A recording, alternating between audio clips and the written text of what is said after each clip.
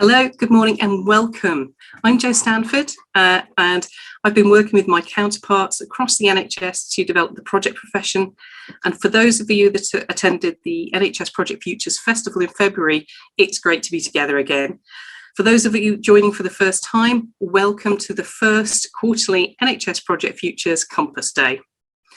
So to help us get our bearings, we will have a look at the schedule for the day. I'll do a bit of housekeeping to tell you about how to get most out of the day, and then we'll go into the detail of the first session. So we have a great day planned. So building on and embedding in practice some of the key elements that we launched in February. And to help capture the day, Natasha Adita has created a sketch note slide. You'll find a blank version in the documents selection below this live stream screen, which you can save and add your scribbles, notes and reflections of the day. So thank you very much for Natasha for creating it for us.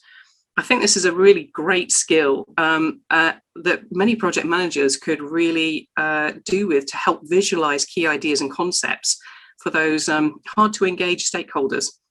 So if you'd be interested in a Lunch and Learn webinar on how to use Sketchnote with Natasha, please can you complete the poll that's to the side in the sidebar of this particular live stream. And if we get over 20 people interested in learning more about how to use this great function, we will arrange a webinar. Okay, so in terms of what we have for the day, we have this morning's sessions. And this is about looking at what's going on in the project profession more widely, what's happened over the last year and what we can learn from it and where we're going forward. The second session is all around capability framework and some examples and experiences of those that have been rolling it out so that everybody can learn from those and hopefully take away some ideas for how they can do it within their own organizations. Session 3 is around innovation and looking at applying neuroscience, so building on what we did at the last session, getting some really great tools and techniques on how to use it for applying to change management and your programs and projects. We then have some lunchtime networking sessions, and you've got a choice of 3 sessions to go to. They will all be recorded, so if you're interested in more than one and can't make them all, those will be recorded so you can watch them back after the event. Session 4 is on learning and development, again building on the session we had previously, more of an update around the apprenticeships and other learning that's available. Session 5 is around creating meaningful solutions, and that's about using creativity to support design. And that's a really interactive workshop on using Lego Serious Play. So get your Lego ready for that session because that's going to be a fun and creative one. Session 6 is around the future of work and looking at how we can learn to work effectively and collaborate in a virtual and digital world. And then last but not least, we have so follow up to the day, next steps and celebrations. And like we did at the last event, we have a game. There's a Compass quiz for everybody to participate in. There's only today, so you're going to have to get in there quick and go in and solve those problems and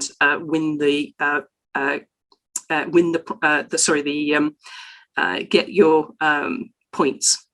So points make prizes. So the people with the most points will get to the top of the leaderboard, and when we close it at 3:30, the top 3 will be prize winners. Now there's there's points for having arrived at sessions at the start on time and at the end, and you will see a code in relation to that. And if I go into that now, so you'll see a code come up for each session at the start. You need to arrive promptly on time to get it. There's one at the end for those that are stalwarts and stay to the end of the session. There are points for contributing to polls and surveys, and there's points for answering the questions in the quiz as well. So get going with that. So for those of you that filled in the poll so far, you'll get points for that. There's a survey at the end of each session. So whether you're in a session on Teams for interactive workshops, or whether it's a presentation through the platform, in the platform you will find a link to a survey. And if you want to do a shortcut, in the toolbar on the left-hand side of the platform, you'll see a surveys tab. So you can go in and respond at the end of each of the sessions and give your thoughts and ideas and feedback on the sessions for the day, and you'll get points for it. So in that last session, we will have some prize winners. So there'll be prizes for the top 3 on the leaderboard for the quiz, but also we have some social media prizes because we had such great responses last time. So there are 4 prizes: funniest tweet, the most motivational tweet, the representative moment of the day, and there's also one for the activity wall. So as you go through the day and you capture ideas and images of things that are happening, post them up in the activity wall, you'll get points, but also there's a prize for the one that has the best.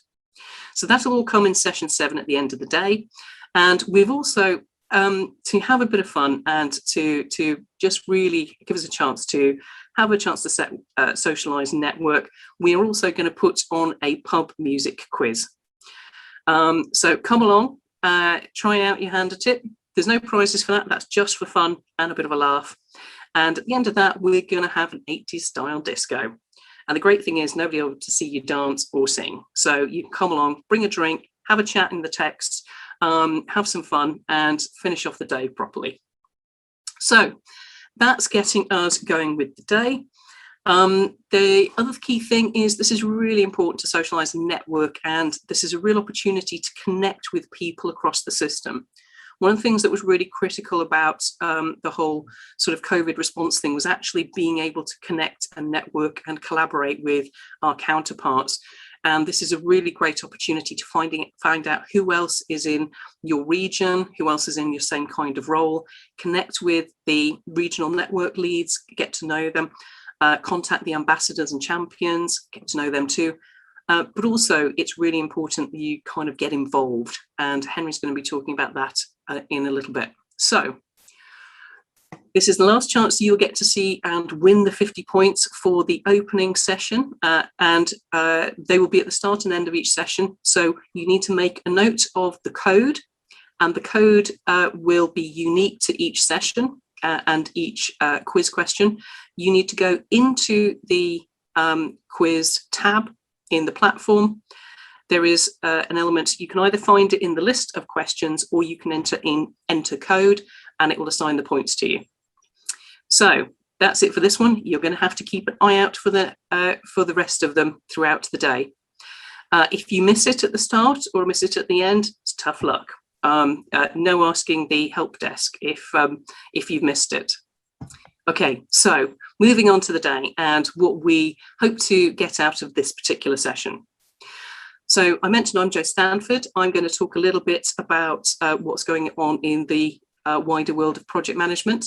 But first of all, I'd like to introduce you to Gareth Nichols. And then following that, we've got Henry Wilson talking about the professional community and where we go from here. So if I could hand over to Gareth, please. Thanks, Jo, and good morning all. I'm going to be as brief as possible and not take up too much of this session so that we can all get going. I am very keen to get involved in the pub quiz and the 80s disco though, so I'll be waiting for that to come around. I'm just going to give a brief update on the project landscape within the NHS. I've just got 3 slides, and I know that Jo's mentioned we've got the chat function for questions, and we will try and catch up with those as we go through the session. Going back what seems an eternity before COVID hit, the state of the project landscape in the NHS was mixed, I think is probably fair to say. Depending on different organisations, different project teams, PMOs were set up for various different reasons. I'm not entirely sure we knew exactly where we fitted in organisations, struggled somewhat to understand our role, and in a lot of cases we were very reactive services. So project requests were coming in once something was going wrong, and we were being involved at the wrong time, I think. We struggled a lot to gain and have an identity, and also to get the recognition that we deserved. From an outside perspective, I think we were seen very much as governance, red tape. We were the cost improvement police, taking budgets off people, and generally there was an acceptance that the first place to go for a major transformation and change projects was the Big Five. We were seeing this start to change before COVID, but that change was very slow. And if you could just go on to the next slide. COVID then hit, and the NHS delivered large-scale change in a very short space of time. Locally, within trusts, there were significant shifts to home working. Staff redeployment projects were stood up on almost no notice. Video consultations for outpatient services were brought in almost overnight. And we started to see requests for support to plan for waves 2, waves 3 of COVID, and also to start planning for restoration and recovery. And nationally, there were programmes delivering at the Nightingale sites, LFD testing across the country, and obviously the vaccination programme. Project teams played key roles in all of that work across the country, and we've started to see some significant changes in the way that we work. Some of the boundaries and that red tape were removed, and we started to see a shift towards a proactive response and a more involvement in transformation change programs.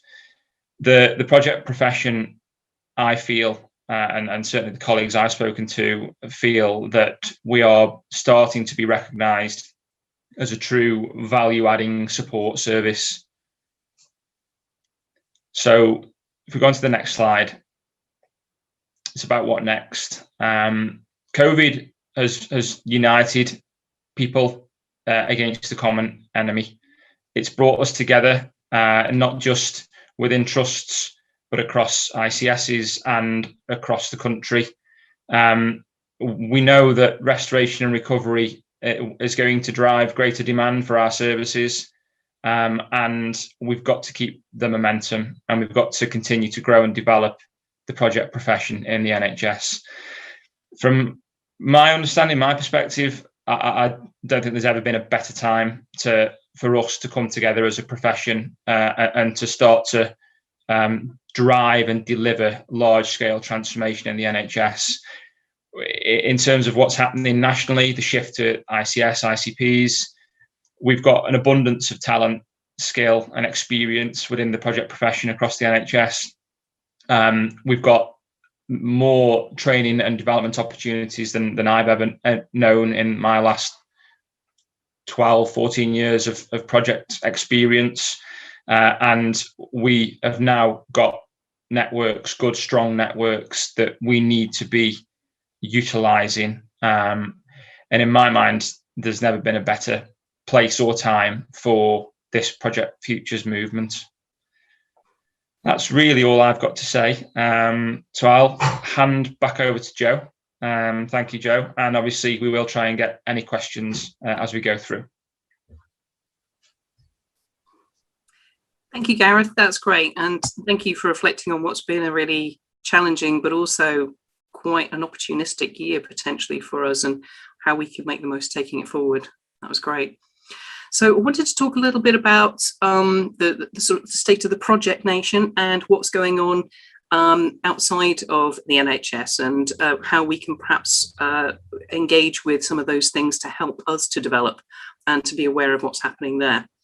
So as head of profession for Health Education England, I represent the NHS on a health heads of profession steering group, but also with the Infrastructure and Projects Authority at Cabinet Office.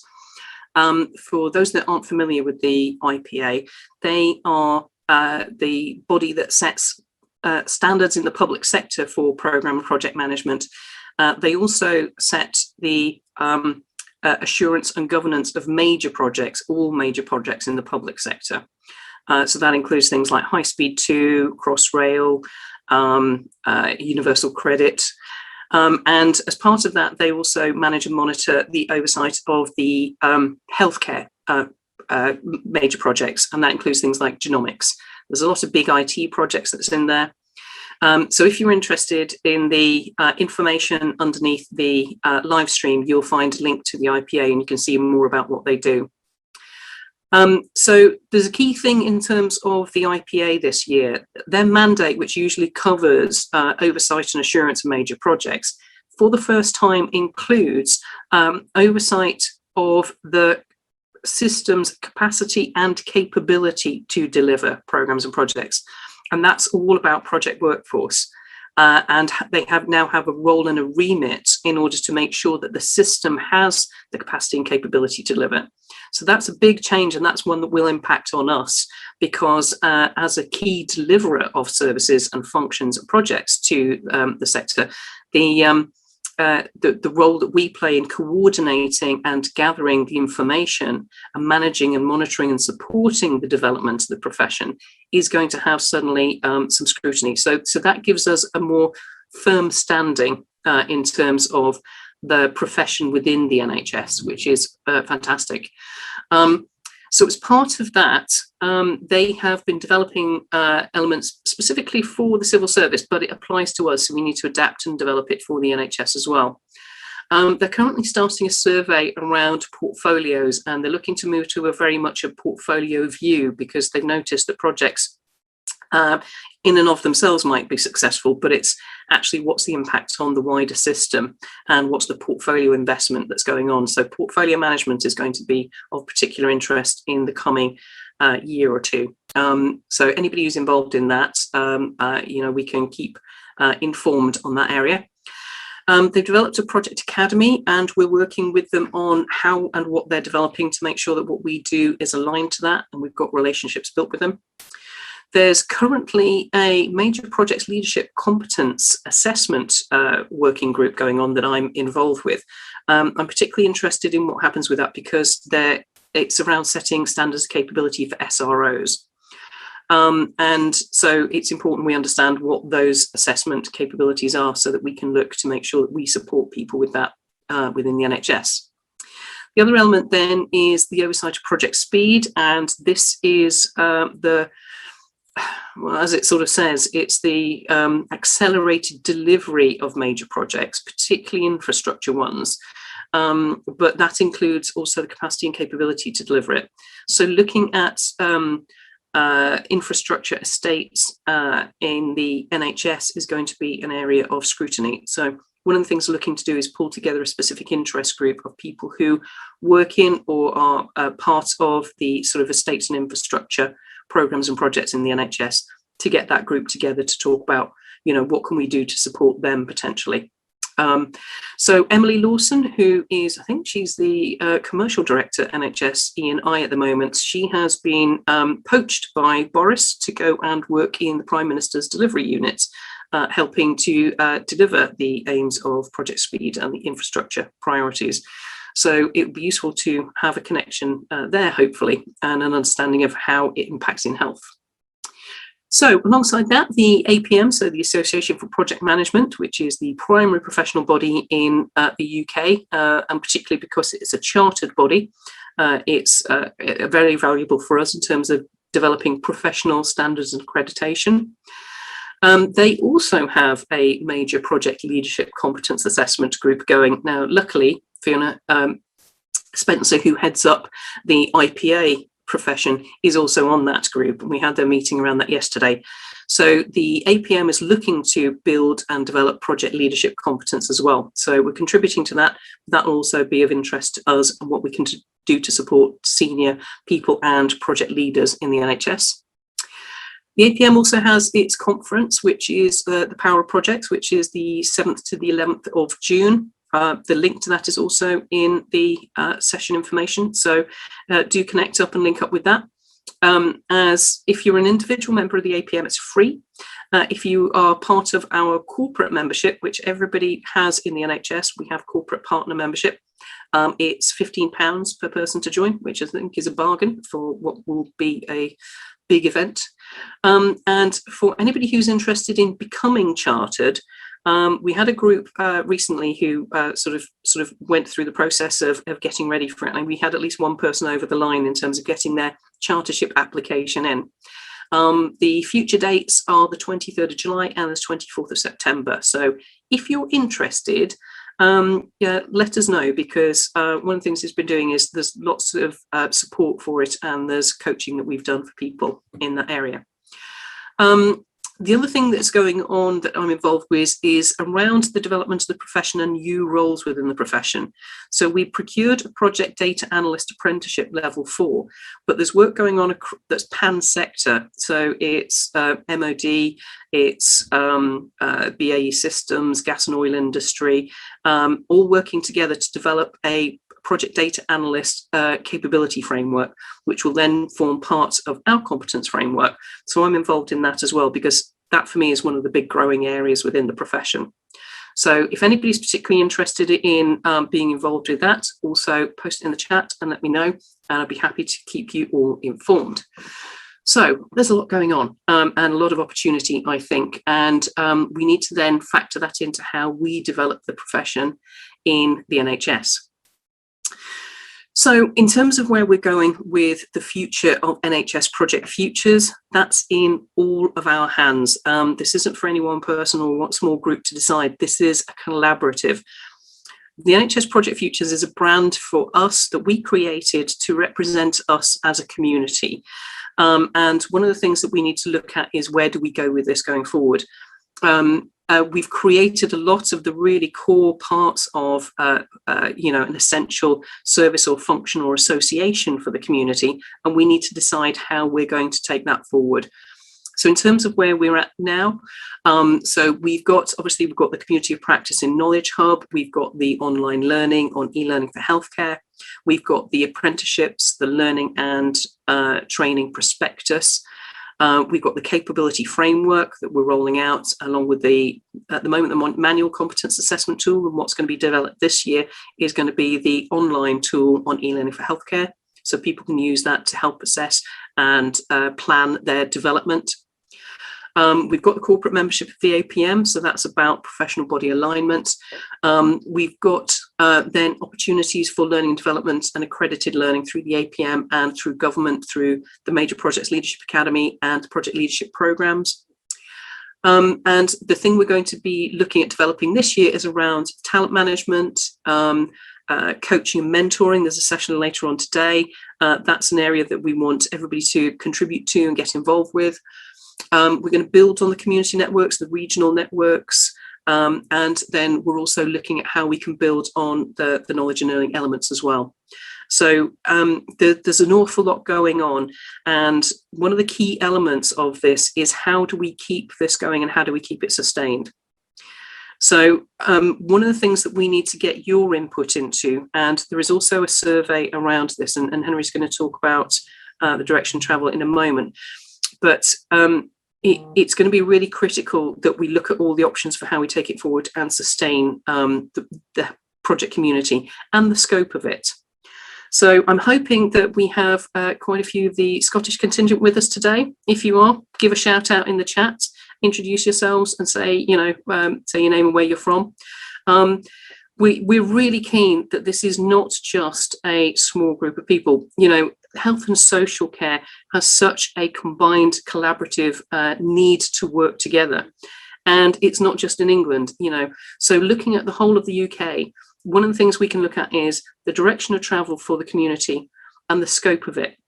And do we make it UK-wide? Do we make it health and social care, so it includes everybody, and then bring everybody together and everybody can share and network? So this is where we need to make some decisions about the future, and how it's going to be sustainable. I'm just going to pass over to Henry now to talk about that a little bit more and see what the options are. Thank you, Henry. Thanks very much, Jo. This is incredibly exciting. Thank you for the updates, and it's particularly interesting to hear how Project Futures is linking to the broader project profession. And I also wanted to just say thank you to you and the team. I know that you've worked tirelessly to bring into existence all the things that you summarised there. So, from my perspective, someone who's involved in this programme, but also who benefits from it, I just wanted to extend, my own gratitude to you and the team for this. And so for everyone who's joining us today, we need your help. We cannot make this happen without each and every one of you. There's not a secret team of people who are suddenly going to become the Project Futures Association, who are going to be the Healthcare Project and Change Association going forward. So I just wanted to take a few minutes to talk to you about some practical things that you can do to get involved. So the next slide sets out 4 things. The first ask is really, really simple.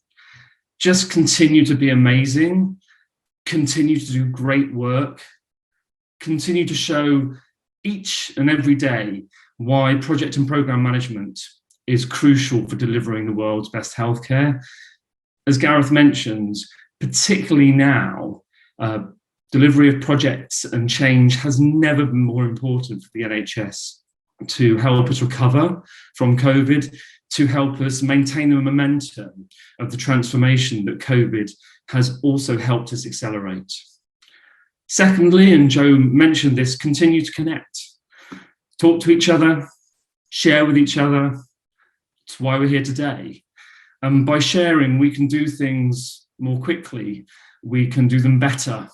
I looked up a few quotes around the benefits of sharing, and my favourite was, everybody is smarter than anybody.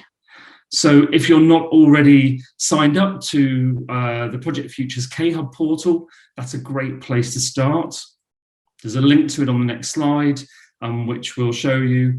And the festival site has also got a networking session, so you can look up, see who is here today, see who is part of the Project Futures Festival, connect to people, speak to somebody you don't know, have a drink and a boogie with them a bit later on. We would also like you to get involved with your regional network. As Jo mentioned, we have regional networks set up across England. That is starting to expand into the rest of the UK. A professional association only exists through the people who are involved in it. These networks are a way of bringing together communities of practice. You're going to meet like-minded people. You can share ideas, find out cool stuff that you might not have been aware of. And as more and more people join, we are going to start to develop the critical mass that will eventually become the association, which will become the Healthcare Project and Change community and bring it into being. And then as we start to make that happen, as Jo said, we need to operationalize this. We need to stand up the organisation that will take this forward and make it sustainable. So we need brilliant and enthusiastic people to support us with this. And I'm going to come back to that shortly. On the next slide, you can see here a map, and it shows the current networks. So the networks are in various stages of development. It's still pretty early days, but we now would like a concerted effort to accelerate that development. And a really, really simple, easy step would be to find out who is your network lead, who else is in your network, get in touch with them, join the network, come along to a meeting, speak to colleagues in your area. You could also get more deeply involved if you've got a particular interest in areas of the programme, for example, the framework, education, apprenticeships. There's plenty of opportunities for you to get involved in an area that you'd be interested in. You might also want to become a champion or an ambassador and be somebody who helps spread the good word of Project Futures. And as a little inducement to this, I promise I won't dance, or at least show you my dancing, if you become a member of your network sometime after today's event. And then finally, we're looking for help to design the new association and develop its operating model. So this is a brilliant opportunity to get involved in this process from the beginning to design that sustainable future. So the form of the association is still to be decided. As Joe said, we need to work out what is going to be most effective for sustaining Project Futures and developing this brilliant community that we already have going. But we think it will be some kind of not-for-profit enterprise.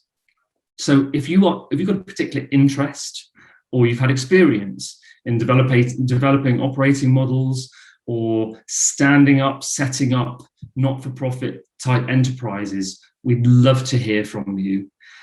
And we'd love for you to be involved in this really, really exciting stage of setting up the association. So there's an email address there. It's actually in the green bar. You can drop us a line, let us know how you'd like to help. And there is also a survey. So I think Joe will explain where the survey link is, where you can also express your interest. So as you go off and enjoy the rest of this fantastic day, remember, just ask yourself, not what Project Futures can do for me, but ask what you can do for Project Futures, because we really, really do need you. I'm going to hand back to Joe. I think we might have a few minutes for Q&A, and then we will move into the next session. Thanks very much, everyone, and have a brilliant day. Fantastic. Thank you, Henry. That was wonderful and inspiring. And it's because we made a joke about him being like Kitchener. So that was brilliant. It is really important that we get your input and involvement to make it happen and to keep it going.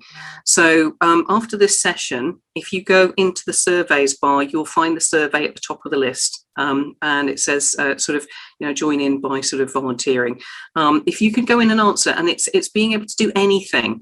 You don't have to be particularly knowledgeable or skilled. It's just about being willing and offering a little bit of time to maybe help out. So if you've got knowledge and skills, fantastic, we need them. But also if you can help out with just even some of the basic things, if you prefer to be in the background and not up front like this, there's so much we need help with to get organised and coordinated and move it forward.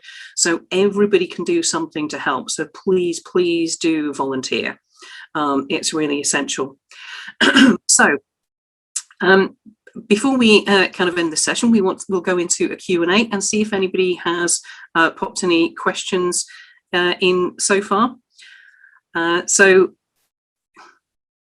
can I just ask and see if we have any questions in there? Let me just bring up the questions tab.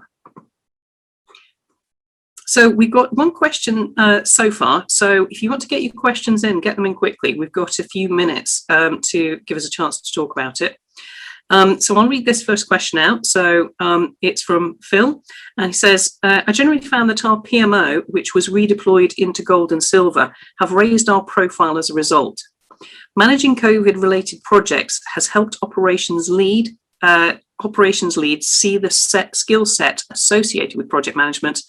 I wonder how many PMO-related roles got redeployed, and those that didn't, would they benefit from a debriefing from those that did? That's a really interesting question. So there's a question for everybody in there. So if you put in the chat and answer Phil's question, how many PMO-related roles got redeployed and those that didn't? Would it be interesting to have a debrief from those that did? I think that would be really great. I think there's a lunch and learn in there because, as a head of corporate PMO, we weren't redeployed and in a sense felt a bit detached from what was going on in the front line around it. So I think that would be really great. So if you put your answers to Phil's question in the chat, and also say whether or not you'd be interested in finding out more about how that went on, and we'll gather a few that did and to share their experiences and learning from it. Gareth, what about your organisation and the PMO? Yeah, so we were we were redeployed effectively from day one. So my team, we were as proactive as possible. So we developed biographies portfolio effectively for our team and made them available. We were brought in to support the redeployment of all staff across our trust. And as part of that, I had my team redeployed to, we were issuing uniform, we were supporting the HR teams on the redeployment process itself. We went and set up antibody testing, LFD testing, the vaccination program, and the EPRR team, so similar to what Phil has mentioned in supporting the gold and silver. So our team was, I've still got one member of staff that redeployed now, supporting some of the restoration and recovery work. And I think that the team have benefited massively from that experience. And in the organisation, it's spread the visibility of the PMO massively. It's been really beneficial. That's great, and again, maybe you can bring that experience and have a chat with Phil, and we can look at doing a lunch and learn on that and get others involved. What about you, Henry?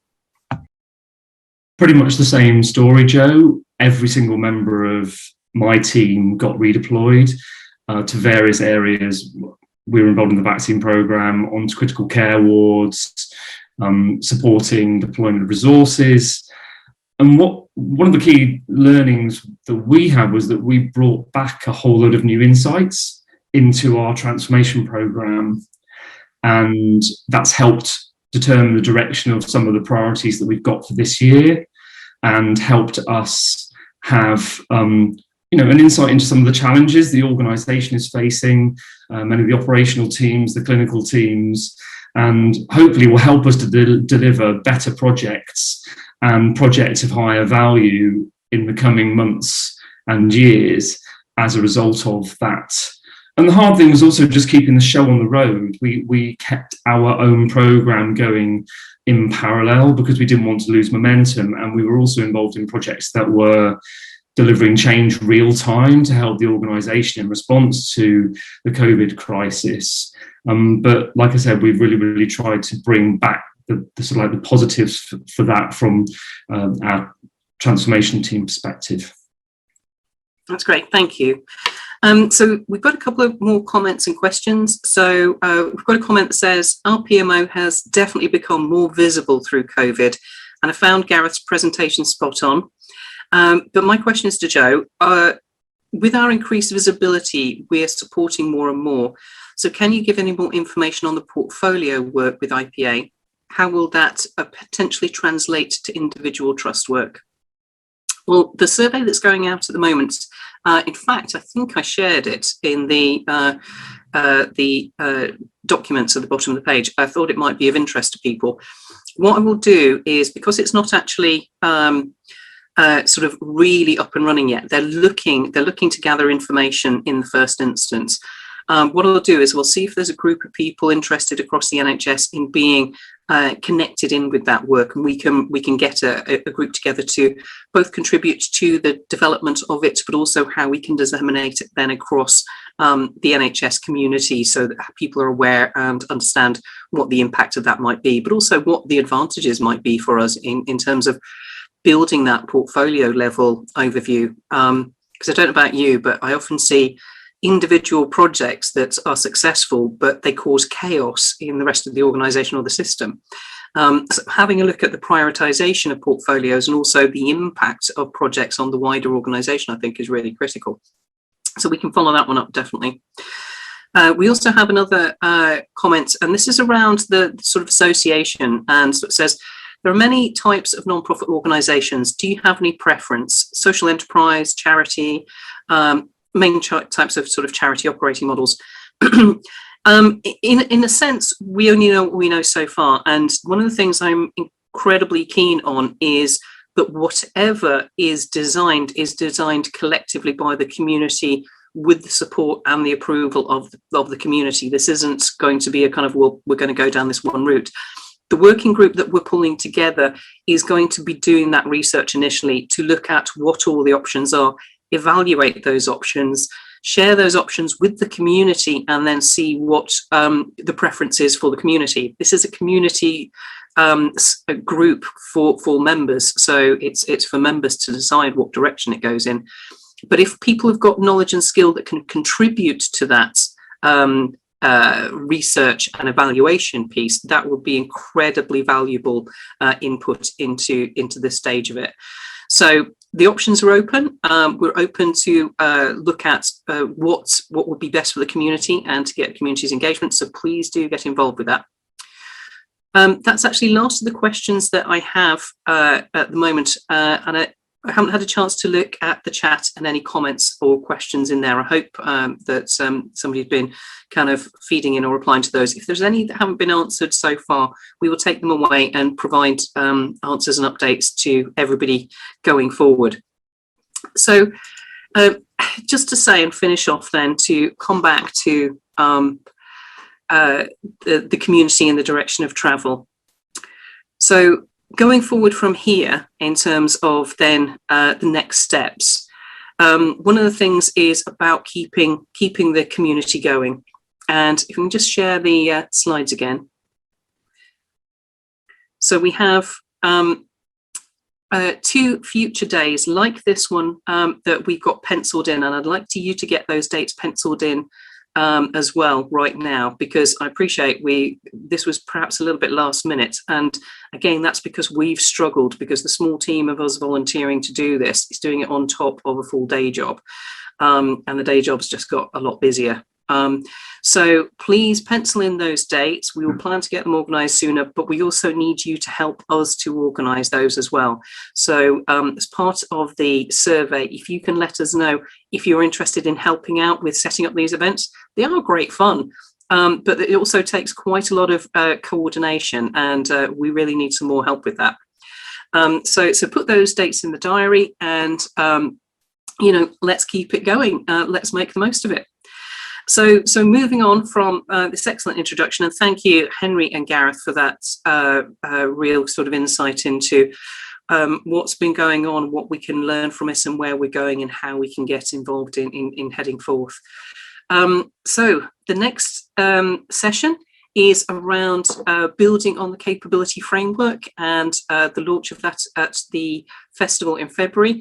Learning from those that have been rolling that out and developing it in their organisations, and then it's a really good opportunity for you to get involved, to ask questions, to learn from what they've done, and also to help to coordinate and network how we go forward with embedding it across the NHS.